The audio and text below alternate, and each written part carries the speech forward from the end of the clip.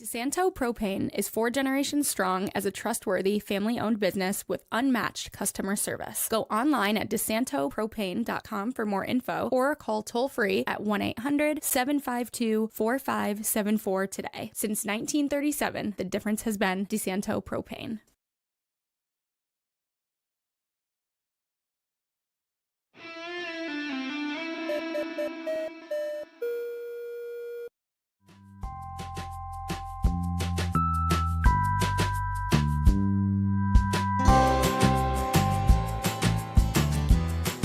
Hey, welcome to FLX Weekly here on Wednesday, July 9th, 2025. I'm Jim Sinicropi, live inside the FingerLakes1.com studios here in Seneca Falls. And today we're going to welcome Scott Osborn. He is the president and co-owner of Fox Run Vineyards, celebrating 35 years this year. So we have a lot to talk about there. Should be a good show. But first, this episode of FLX Weekly is brought to you by Seneca Falls Acupuncture. Seneca Falls Acupuncture offers personalized treatments for pain relief, women's health, digestive symptoms, cosmetic acupuncture, and more, helping you look and feel your best naturally. Book your appointment online at SenecaFallsAcupuncture.com to experience award-winning care right here in the Finger Lakes. And also, Nolan's Catering. Planning a special event? Let Nolan's Catering help you curate your next occasion. Now booking special events at Hotel Canandaigua, which is a tapestry collection by Hilton on Lakeshore Drive, the Fallbrook House at Canandaigua Country Club, or Nolan's on South Main Street in Canandaigua. Nolan's is ready to curate a food and beverage package perfect for any occasion, from elegant weddings to corporate events and private parties. Enjoy the moment knowing that Nolan's has it covered. To plan your next perfect event, visit nolansonthelake.com. So we've certainly are noticing a trend here this year on FLX Weekly. A lot of historic wineries with name brands that have been around since the beginning here in the Finger Lakes are starting to celebrate big anniversaries, 30 years, 35 years, 40 years. And Fox Run, no different. That's a name everybody knows that lives around here and has become a staple on Seneca Lake, and they're celebrating 35 years. So really excited to have president and co-owner Scott Osborn in. Scott, thanks for making the drive in, and congratulations on 35 years. Well, thank you, Jim, and thank you for the invite. I mean, I've always seen FLX1 out there, and it's great to have you as a spokesperson here for the Finger Lakes. Well, I appreciate it. So 35 years, I think the best way to start out this conversation would be just kind of give us the synopsis of the history of Fox Run Vineyards. That's a good question. Well, there's an old dairy barn, or dairy farm, I should say, and it was 100 years as a dairy. And then Larry and Adele Wildrick bought it in 83 or 84 to turn it into a winery and planted grapes. And they opened for business in 1990, which is 35 years ago. But the 1992, they gave me a call and said, we want to sell Fox Run to you. And I said, well, why would you want to sell your winery? Because they'd only been open 2 years. Right. And they said, well, it's not retirement. And I go, okay, that makes a lot of sense. They didn't want to work anymore. Yeah. They wanted to truly retire. Well, they wanted to go see their grandchildren, and they could only do that on the weekends, and the weekends is when it's really busy. And right. So I said, well, why do you want to sell it to me? And they said they don't want to make the second mistake in the wine business. And I go, well, what's the first? And they said, starting a winery and not knowing what you're doing. I go, so what's the second? And they said, selling it to somebody who doesn't know what they're doing. And we know you've ran Pindar Vineyards on Long Island. You've got a lot of California experience. And if you can come up with money, it's yours. And I approached my original partner, Andy Hale, and I showed him the winery, and he said, let's buy it. And so I took over in 1993, and we actually purchased it on St. Patty's Day of 1994. Yeah, it seems, I graduated from high school in 1990. I can't believe it's been that many years, but a lot sure has changed in the wine industry, especially around here. Back in those days, there was a handful of wineries, and now it's probably increased tenfold. What do you attribute the growth and popularity of Finger Lakes wine? Well, the different wine trails, the New York Wine and Grape Foundation, a lot of promotion. I think one of the biggest issues we had was convincing people from Rochester and Syracuse that we were a very close drive. And when they realized that we're less than an hour's drive, we became a day trip. And once people discovered that, they started coming in droves. Telling their friends. Yeah, and I remember, this is probably 95 or 96, when it'd be Friday, and I'd be at the register, and they said, well, we got the parents to take care of the kids for the weekend. And we're coming down, and we want to know where to stay. And at that point in time, there were no big hotels. There were very few bed and breakfasts. And I would say, well, probably Rochester and Syracuse are the closest places. And they would go, well, we're from Rochester. And I go, get a hotel in Rochester because there's nothing here. Yeah. So we started to see hotels open up. We started to see restaurants up their game.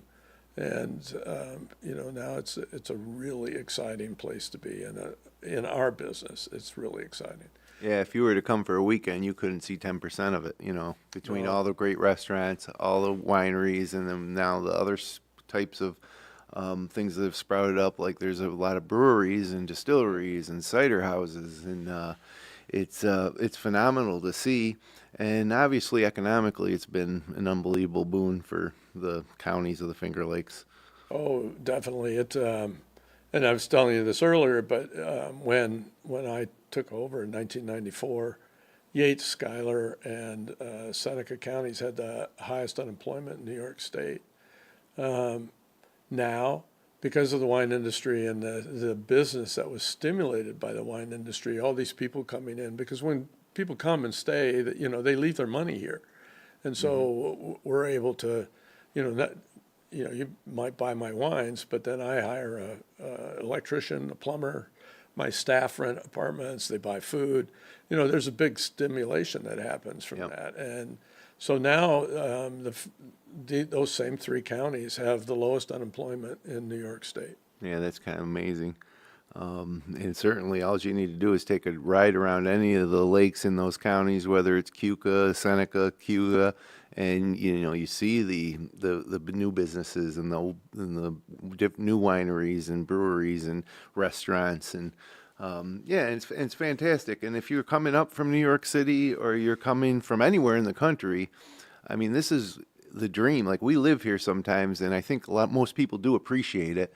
But I think if you come from out of the area, it's like one of those destinations that you look at in the travel magazines, and when you get here, you're like, wow, this is really something, And the amount of wineries that have opened up over the years, they're winemakers and owners from around the world have come here, and they come here because the Finger Lakes is probably one of the most unique areas in the whole world to grow grapes and make wine. And our terroir, as they like to say, and our climate is very unique, and the geology is incredibly unique because of the different lakes that existed years ago and the drain out to Seneca Lake. And, so all of our vineyards have all these different soil types that really affect the flavors and the intensity of flavor that we have in our wines. And you can take a blind tasting of Rieslings from around the world, and if you're one of the top tasters, you can pick out the Finger Lakes Rieslings because we are unique, and because of that, we're one of the top wine regions in the whole world. So let's go back to you presented with this opportunity to buy Fox Run. Now there's probably other, maybe not established wineries, but maybe properties. What was it about the Fox Run property that made you willing to take it on? It was a beautiful piece. They had about 25 acres of Chardonnay and Pinot Noir and some Riesling, and my I had been showing my partner different properties around the Finger Lakes, and he just kept saying no, no, no. And when I showed him this one, he just looked up and he liked the building, he liked everything, and he said, "Okay, well, let's buy this one." He said, "I like it." And fortunately, it was a great area for growing grapes. I mean, we have a great vineyard area, and I'm now 50 acres. Yeah, you've expanded on it. Yeah. And, we went from that first vintage that I did was 1,000 cases, 2,300 gallons, and now we make about 22,000 cases. Wow. And, I had a wonderful winemaker who was Peter Bell, who was with me for 27 years. And when he retired, I hired Craig Hosbach, and Craig has just done a tremendous job with our wines. And my vineyard manager is one of the top vineyard guys in the Finger Lakes, and we're able to produce some really high quality fruit, which from a winemaker standpoint, the better the fruit is, the easier it is to make great wines. And Craig has been doing a great job. And it's interesting, when I left Zaca Mesa out in California in 1985, the winemaker there said, it's so cold back there, the wines freeze in the barrels, and you'll never make a red wine again. And I do send him red wines every so often just to remind him. But our Cabernet Sauvignon was just named one of the top 30 Cabernet Sauvignons in the United States. Oh, in the country. By Vine Now that's Bear pretty for heady stuff, yeah. Exactly. And so people who always say that you can't make good red wines here, they just haven't tasted the good ones. Yeah, and I've noticed too, I love wine. I'm certainly not a sommelier, casual wine enthusiast, I suppose. And I've seen dramatic improvement in quality of red wine over the past 15 to 20 years in the Finger Lakes. Now, why is that? Is it like, did people at first be like, you can't grow red wine around here or make red wine, we're going to focus on whites? What happened? Well, those founder wineries, up until 1995 or so, were all trying different things. They would plant Cabernet Sauvignon or plant Cabernet Franc, and in our case, we did all three of those. And the challenge of owning a winery is that you only get one shot. So, you grow these grapes, and you try to find the balance for the best quality grape that you can get. Well, it doesn't always happen that year. You can't tear them up and plant something new for next year. So so your experimentation has to go. Then you make wines. If they're not as good as you like, you go back to the vineyard and you say, what can we do different to grow better grapes, or grow these particular varieties better. And so it takes a few years to figure all that out. I remember on Cabernet Franc, a very vigorous grape. In other words, that it'll put a lot of fruit on the vine. It puts a lot of canopy on the vine. And so it was a challenge trying to figure out the amount of canopy and the amount of fruit that you could put on. So it took years to figure that out. But now our industry understands what's going on much better than we did 30 years ago. And you can see it. The results are just fabulous wines. Yeah, there's so many red wines that I love around here. I love the Pinot Noirs and the Cab Francs, and I got to try the Fox Run Cab Sauv. There's, I think Ravines makes a blend called Maximilian. Yep. There's just so many wines that are in my home now, red wines that are wines that I pair with different foods, and it's awesome because I love obviously the local aspect of it. Knowing that something that's on our dinner table was grown 15 miles away and bottled and prepared. So it is pretty awesome to see that happening. To the diversification, I suppose. Do you think any of that? One of the benefits, I think, you have the research going down in Cornell. Yep. Has that been something that you've seen have an impact? Huge impact. And just Cabernet Franc alone. Researcher Alan Laxo from Cornell did a lot of research on canopy management, and he figured out that when you do leaf removal at a certain time after berry set, which is when the flowers turn to berries, if you do it within like a 10-day period, it helps the grapes get a little wax coating so they're protected from sunburn. But it also eliminates the pyrazines, which is sort of the green bell pepper, pepperish kind of quality that you can get in Cabernet Franc, which everybody thought was a varietal characteristic, and every winemaker hated it. Yeah. So he figured out how to do that, and his research changed viticulture practices worldwide, because all of a sudden people understood there was a timing issue to leaf removal. And we remove leaves here in the Finger Lakes predominantly because we have high humidities. And you need to open up the canopy so that the grape clusters dry out faster. So what time of year would you essentially go out there and probably remove some of the leaves? They're doing it right now. Right this time of year? Because berry set happened about a week and a half, 2 weeks ago. And so now's the optimum time to do most of your leaf removal. Yeah, that's interesting. I don't think a lot of people think about like that level of detail. I think they think you just plant them, fertilize them, pick them, you know. There's a little bit, and then of course there's always the, as with any farming practice, I suppose, but maybe more so with grapevines, you know, weather. You know, whether it's a wet spring or hailstorms, you know, like it was a couple years ago, we had terrible spring. My friend Bruce Murray there at Boundary Breaks, that hail just stripped every leaf off all of his grapevines. It was amazing. They did some canopy management for him, I suppose. There was a lot of leaf removal done there. Yeah, yeah, that's great. So, you know, we talked a lot about, obviously, you're an expert in the wine industry around here, and you've kind of taken that to the next level. You're the chair of the Wine America Board. You're an advocate for the industry. Talk a little bit about that. Talk about the Wine America Board. Like, what is that, and how did you come to be the chair? Because that's a national organization. Yeah.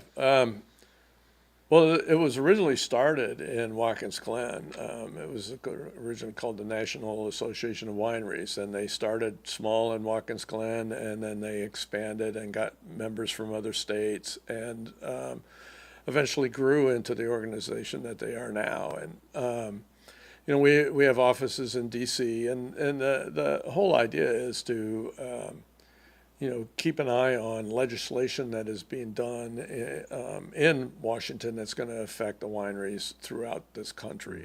And you know, there's always good intention legislation, but they don't always figure and understand what the consequences are. Right. And our job is to educate and make sure that when they're doing something, that they're doing it the right way, rather than you know, having a very negative impact on the industry. We have 2 meetings a year. One is in D.C. in May, and we visit. I think we have wineries from 49 states, and these wineries show up, and we do meetings with our individual legislators. So, you know, the Senate. You know, we met with Schumer and Gillibrand, and you know, Tenney, who is our local representative, and you know, and so we're able to interact with them, and we were able to form an organization within the legislature, a coalition. It's basically the Wine Coalition and it's got 300 members. So we have a great representation both in the House and the Senate. And there wasn't a vehicle like that to kind of let the legislators know what's important to the actual wine industry, you know, and the owners. And so, yeah. And it's really important, and it gets a lot of great work done. What about the New York Wine Policy Institute? We were talking about that before the show. Talk about that and the impact. Well, a lot of people believe that the New York Wine and Grape Foundation can advocate, but they can't because they're funded by the state. So 10 or so, 15 years ago, we formed the New York Wine Policy Institute, and that was to advocate in Albany for and educate about the issues that affect the wine industry. And the wine industry here in New York is, I mean, and I didn't bring the numbers with me, and I should have, but incredible economic impact. And, you know, the legislators need to know that, because most of them, as you said, oh, yeah, these guys are doing okay. Look at all the people in the parking lot, you know, blah, blah, blah. And, you know, and then they come up with some bizarre legislation that's going to basically shut the industry down. And so the New York Wine Policy Institute is basically the New York organization that Wine America is on the national level. Gotcha. Okay.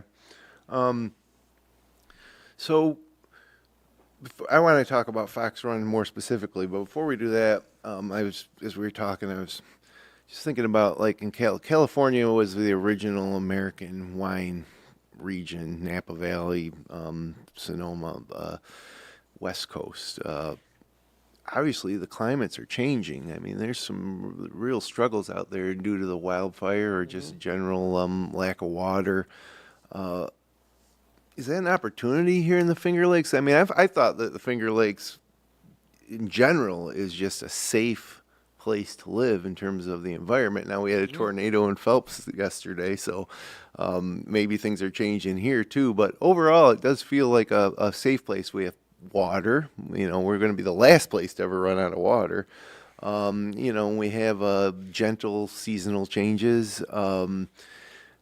I don't want to say that maybe California's misfortune would be our fortune, but is there any of that kind of thought that we're more set for long-term success based on our climate?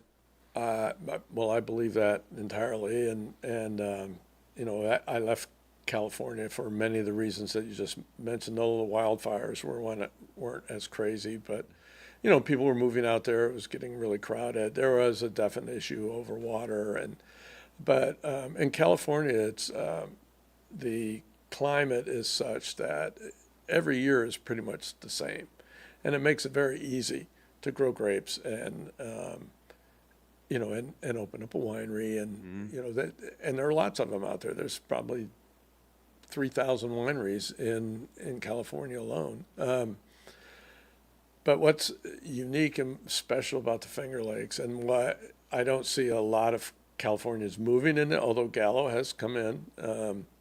You know, they've bought up the Constellation stuff, and they had a vineyard here that they just sold. But it's challenging. And the unpredictability of our region for people who are used to predictability makes it causes wariness. You know, they're wondering, well, what can I do?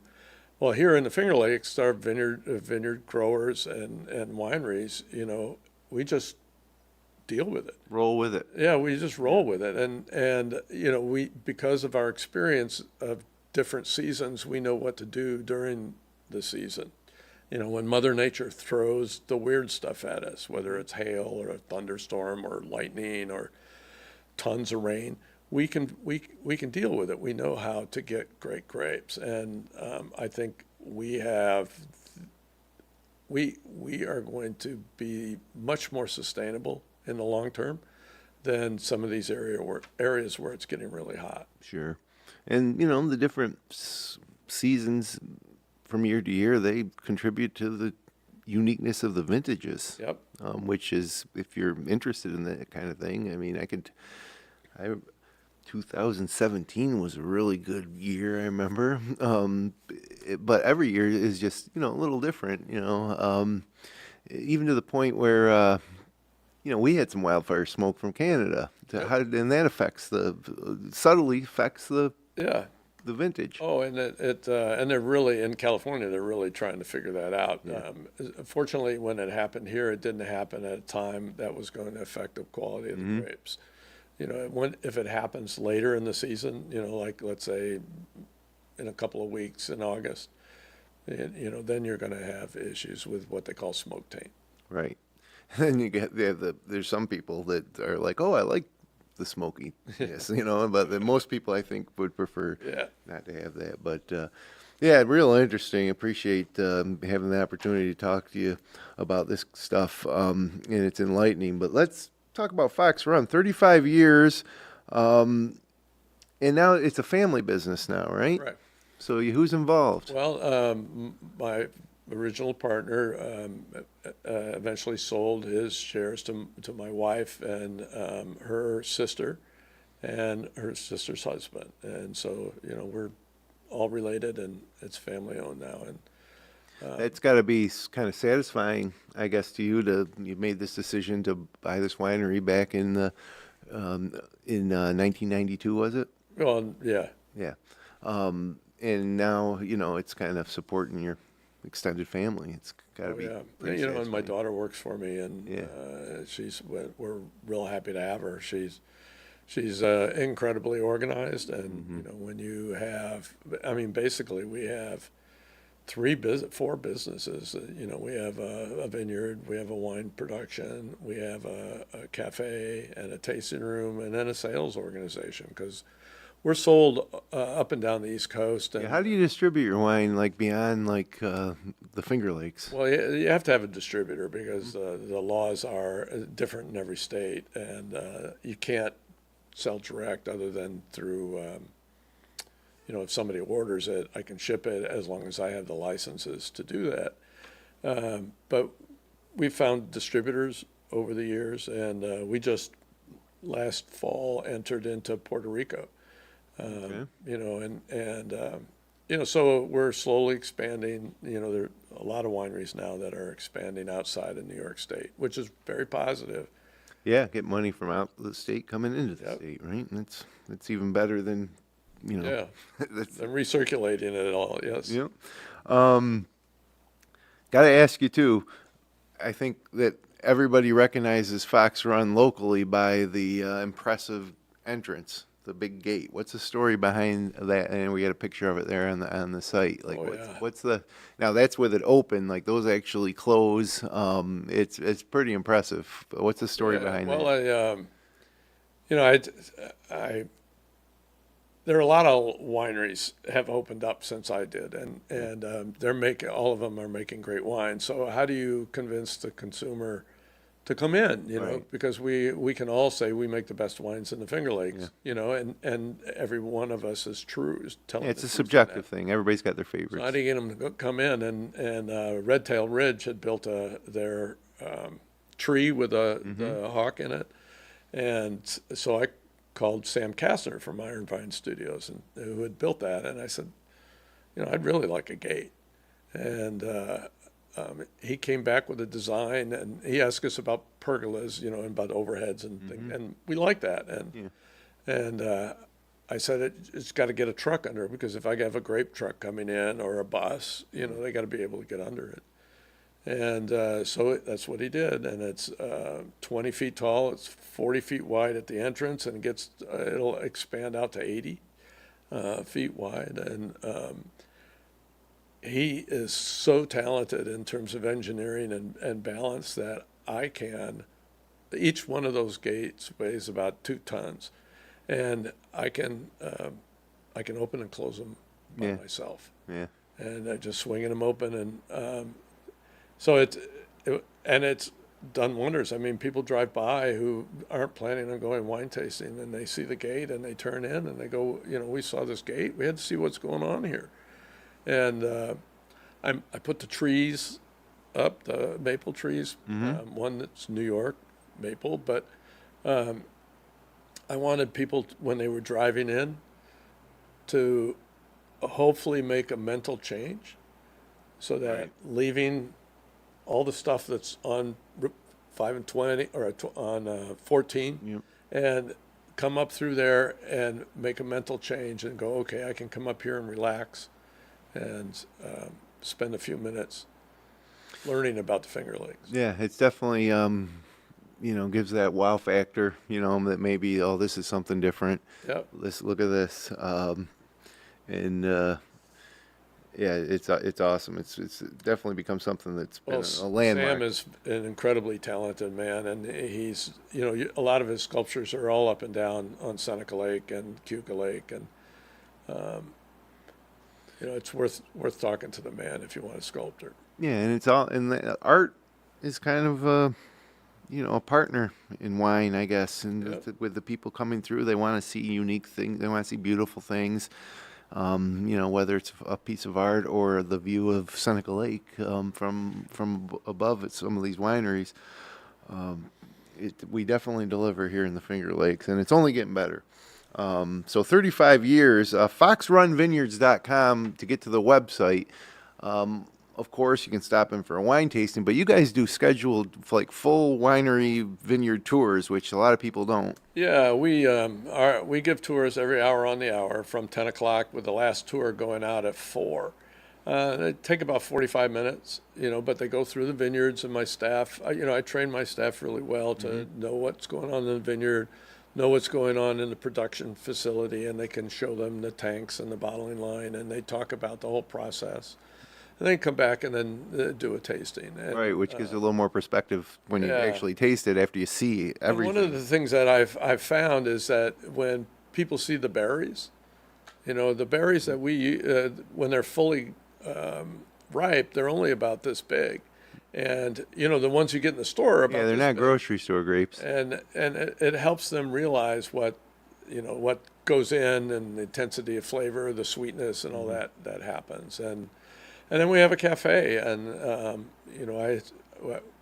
my chef Brett Holland understands the whole local thing. So 90 to 95% of the stuff that we serve is all locally grown. Yep. And we close at 5 because I want people to enjoy their experience there. But when they go out, I want them to go to the local restaurants. Yeah. And the local restaurants are carrying the wine. So when they go, hopefully they'll order Fox Run. If Fox Run's not there, they're going to order one of the other local wines. Yeah, that's great. And there's also, you can take home a lot of stuff from the cafe too, right? There's there's a little refrigerator with like different dips. Yeah, and different cheeses, all different, all local. Yeah, and if you want our signature sandwich or something, we'll just box that up and you can take it home. Yeah, well, that's awesome. 35 years is a tremendous accomplishment. And again, the vines are older than that. It's just like there's different anniversaries, I suppose. The first vine was planted, the winery was open. A lot of them, a lot of wineries started by growing grapes but didn't actually make wine. So every organization has a different kind of timeline and story, and it's really is exciting to talk to people like you and to learn about the histories of the individual properties. It's exciting to think about what another 35 years could bring, because we're still relatively young despite these milestone anniversaries. Oh yeah, and the larger as wineries expand their production, then they start moving into other states, and that's so important because once people realize they taste the wines in a restaurant or something in Pennsylvania or Tennessee or Georgia, they start planning a trip to come up here, which is so important. Yep. Because I remember when I first started, people would complain, from other states, well, how come we don't see any New York wines in Pennsylvania? Well, we don't make enough.